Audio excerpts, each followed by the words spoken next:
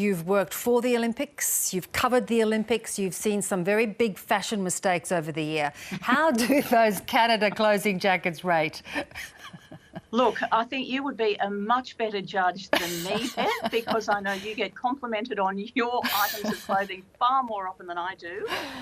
But look, again, it comes back to perspective, doesn't it? And I think it's really interesting when you look at what countries do. So Canada, they've gone the total casual look. And I think Canada is always in a situation where they're in competition with the USA.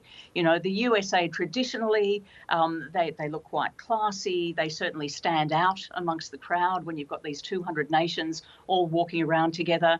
Australia had its uniform launch, although we hadn't seen the official opening closing ceremony uniforms yet. But what we've seen is the gear that they'll mostly be wearing. And it's pretty good. It's a very difficult thing to get right, especially those Australian colours, the green and gold. You just go off a little bit on the shade and it gets all sorts of criticisms, but they've done quite well this time round. Yes, they're very traditional this time. Now, I want to take you back to 2000 because we really copped a lot of flack for these outfits. Now, these were the games that we hosted, of course, in Sydney, and it didn't do us proud.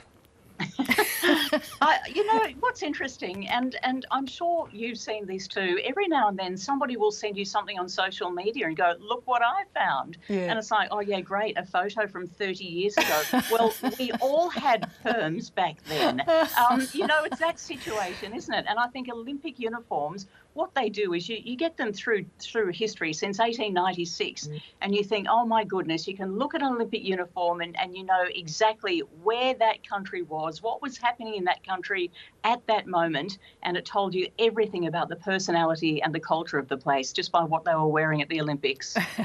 Well, thank you for giving me an excuse for that horrible perm back in the 80s. And you are always a fashionista in your own right. Good to talk, Tracey. Thank you. Thanks very much, Beth.